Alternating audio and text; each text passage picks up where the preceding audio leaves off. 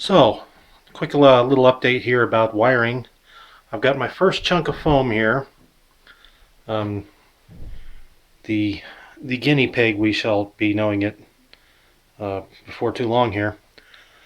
So, what I've done is I've cut in the wire runs for the common rail.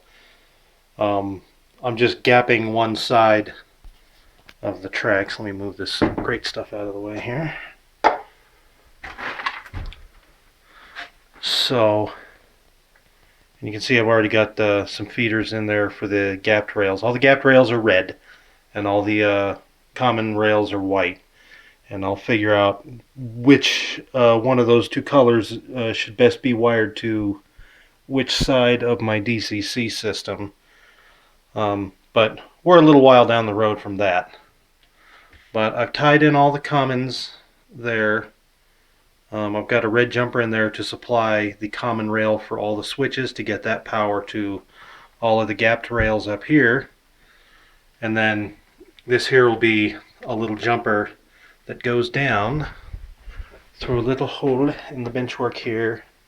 Be another one here for those feeders coming out from underneath.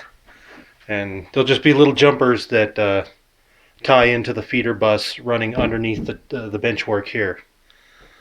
So now I've got little, so it's 14 gauge stranded wire leading to 18 gauge solid feeders. And you can see what I've done here is I've used my router to make little wire runs here, and they're all headed for the same trench and then up into the control panel area. And I've got this one hot lead here. You know, tentatively we're calling it hot. I'm not, like I said, I'm not sure which side will be which when the DCC goes in. But that's for that rearmost track there. I tried the Ken Patterson method of putting the brass tube through from the rail location in a straight line towards the control panel area. Not terribly enthused about doing that. I don't think I'm going to do that on the next module. I think it's a lot more organized to just run everything straight down and kind of connect what you need to underneath the module and then foam it in place and do what I had to do up here anyway, which is to bring them up through the bottom into that area. So, and this one is kind of its own short little self-contained run on the other side of the switch ladder, because I really only have one piece of track that really needs to be fed there, and then there's another piece coming off here to feed the side of the switch ladder there. So, and of course all of it's backed up by soldered rail joiners and all that other stuff. So the white side of this railroad is going to be solid as a rock electrically. Everything else will have to pass through a switch. Alrighty. So the foam has cured, set up, dried, whatever. It's not sticking or oozing or anything like that. So all the wire runs are now embedded. Just a sloppy little blob of foam to hold that thing in place. And there's that mini bus, for the lack of a better term, to feed that into the railroad. I'll probably end up probably making another little trench with a hobby knife and putting a mini control panel in here just so I can put in a cut-in, cut-out switch for that one section, since right now it is pretty directly wired.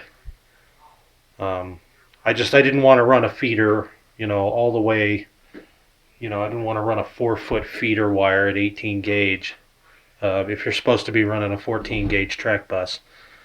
So pop these things in here at least somewhat close to where they're going to end up. With this one, all these yard tracks are kind of bunched together, so I didn't have as many qualms about the length of the wire runs or anything like that. So,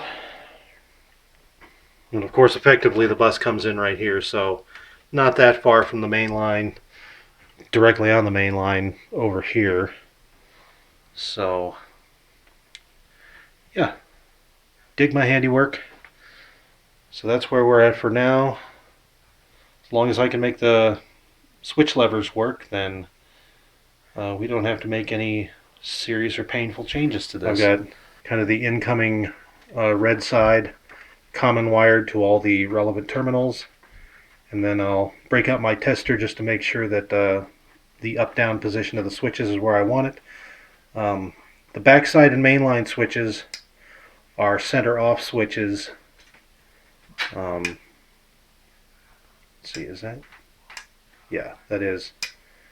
But I'm probably just gonna, these are just kind of in here for the time being. If I don't glue this in before I get paid, which is looking pretty likely, then I'll probably change these out for simpler switches. But yeah, this is just a piece of Lexan. Taped the track arrangement onto the back of it and sprayed it kind of an olive drab. I was kind of hoping for a aged Union switch and signal control panel look. There's so much extra space in here because I thought I was maybe going to put my bus input through there, but I've decided against that. I'm going to go with something else. I want to actually have all my power buses run through the wooden bench work and have it pop up through holes such as I've drilled down there. And that way I can keep all the buses clean, and if there's a problem, it'll be contained within each module itself. Not so much a matter of dealing with a spaghetti bowl underneath the layout as it would be on top. So anyway, that's where we're at now. Okay, so update on the wiring, just showing how I run things and trench it out. And so for example, this bus copy that I have here is running through here to hit all of the common rails. So they're all tied together into one little slice of 14 gauge wire. And then all the red lines you see are the switched feeders. So all of those run to the control box. This is the 3x8 module, so it's quite a trip around this thing. So they're all poking out there, all labeled and ready to be soldered up to a control panel. And I've used used toothpicks. You can kind of see there. I kind of punch them in kind of at an angle like that, and then use a pair of needle nose pliers to shove them the rest of the way in so I don't have the other end of it poking out here. And those act as kind of just something to hold the wire down in the trench so that when I start foaming this in, I don't have wires poking up past the surface there that will end up getting sliced by the razor saw when I cut the foam off. So anyway, that's what's going on here. Figured I'd show that detail before I cover it up because it won't be until I build the brewery module that I have to do this again. So might as well get this one out of the way now. See you on the next update, folks.